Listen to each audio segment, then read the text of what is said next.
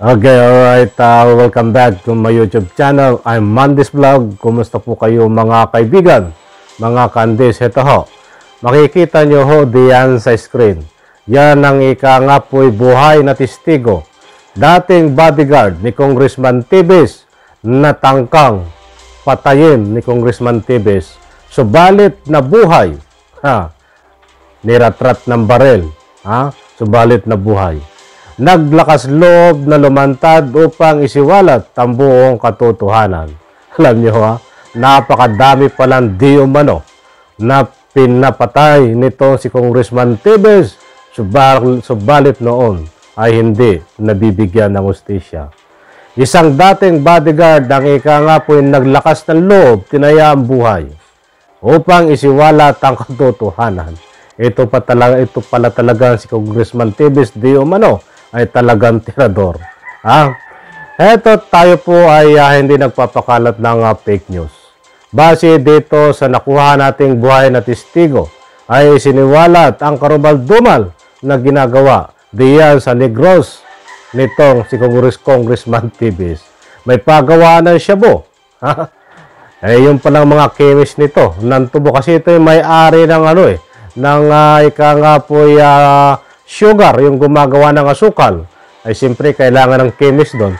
Ito palang chemist na ito ay siyang ika nga po yung nagtitimpla ng shabu doon sa kanyang fishing boat sa dagat.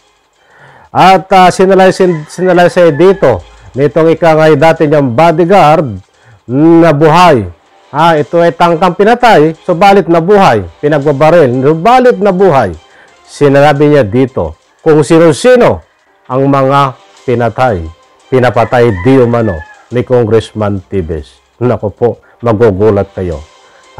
Kahit babae ay pinapatulang na ika nga po'y patahimikin itong isang Congressman Tibes.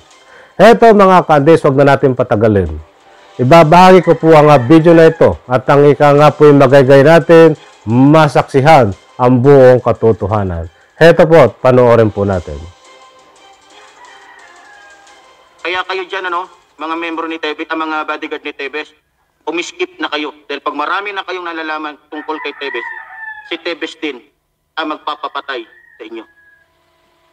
At ang nakakagulat pa nito, yung mga bodyguard ni Tibes na pinapatay niya mismo, yung mga pamilya nito, sinusuportahan niya. Binibigyan niya ng scholarship para hindi malaman at para matabunan yung kanyang mga nagawa. Para isipin ng mga pamilya ng kanyang mga bodyguard na pinapatay niya rin na itong si Tibes ay mabuting tao. Kaya mga kababayan, pakinggan po natin yung aming conversation, yung aming pag-uusap.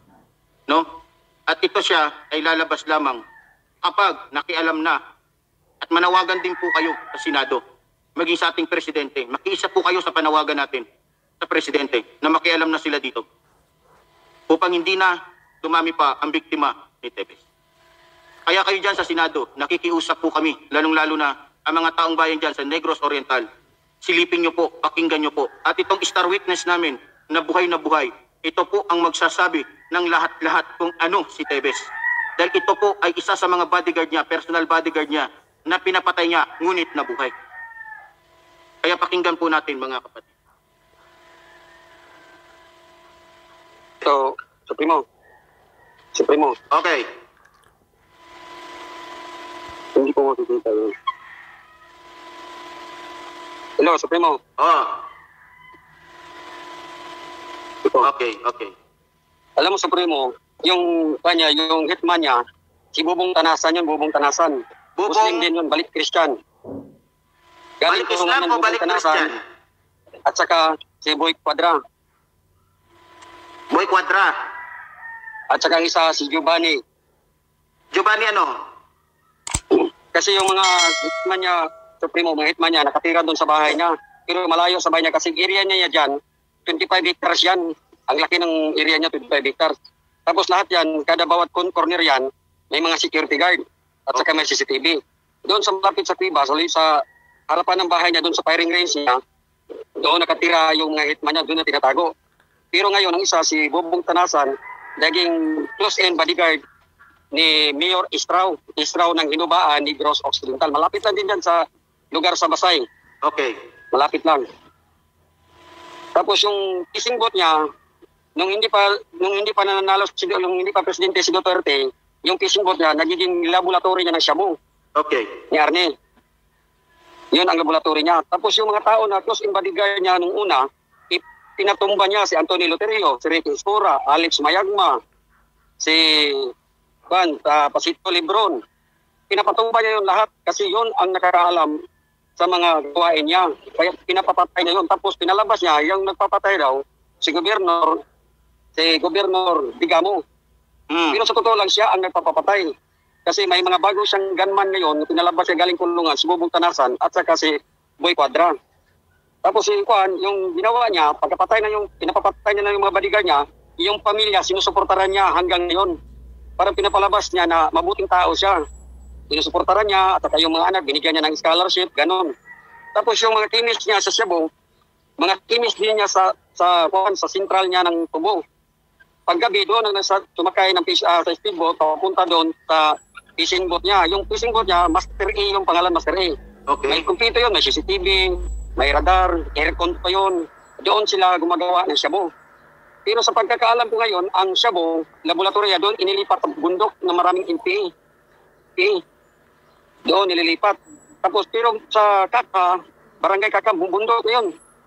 May doon siya, ang barangay kapitan doon, kasabot niya. Doon siya yung helicopter niya doon, nagtutog doon yung helicopter niya. Sinong kapitan? Ang army doon, tumatanggap din ng pira sa kanya. Yung mga militar? Ang rebelde, yung NPA, tumatanggap din ng pira galing sa kanya. Yung sahod dyan sa opisina, magsasaka para sa mga NPA yun. Yung patubig, para sa mga pulis yun. Tag 50,000 yung sa pulis, ang sa Bayawan City, 50,000 a month. Yung sa Basay, 30,000 a month. Yung sa Santa, 30,000 a month. Then, yung sa Nagbagang, 50,000 yun, yung sa Nagbagang. Kaya lahat ng mga pulis doon, hawak niya. Nung una, inasuhan siya ng mga taong bayan kasi yung lupa, inangkin niya. Tapos yung judge doon, si Judge Velasco, pinapapatay niya, patumba niya. Yung fiskal, yung abogado, si Alabastro, pinatira niya doon mismo sa loob ng eskwelahan. Niratrat ng Armalay doon. Kaso hindi na puruan, buhay. Tumakbo ng Palawan. Yung isang fiskal, yung isang abogadong humawak ng kaso noon, doon pinatay mismo sa harapan ng korte ng Bayawan. Kaya si Inday Tison, yung nagiging first councilor na may balak na ungkatin yung lahat-lahat ng mga baho niya, pinatira niya, pinapapatay din niya. Kaya nagalit yung bodyguard niya na 4, nahuli ng NBI na si Dungob, nahuli, pagkahuli, natalo sa kaso kasi si Judge Maxino at saka yung fiskal at saka yung abogado binayaran niya. Tapos guminto si Dungo, guminto sa pagka-NBI niya kasi yung sinasabi niya, pag hindi yan magkulong, hihinto ako sa pagka-NBI. Hindi pa napakulong, guminto siya sa pagka-NBI. Tumakbo siya ng SB hanggang nakarating doon sa board member. Pagkarating sa board member, pinapapatay din niya sa kay Bubong Tanasan at saka si Boy Quadra. Okay, alright. At napanood nyo naman maliwanag ang sinalaysay nitong dating bodyguard na lumutang. Ika nga po'y pinatunayan niya. Buhay na testigo ito. Na ika nga po'y dati ay tinangkang pinaslang nito ni Congressman Tebe, subalit na buhay. Shoutout muna dito sa may kay Supremo. Patuloy lang po ang ating pagsuporta dito kay Supremo. Pahintulot na ginamit ko muna ang iyong counting video clips. Maraming salamat. Pagpalain po tayo lahat. At tayo po ay magbibigay ng part 2 dito. Please subscribe. Sabay-sabay po natin i-like ang video na ito. Maraming salamat. Bye-bye.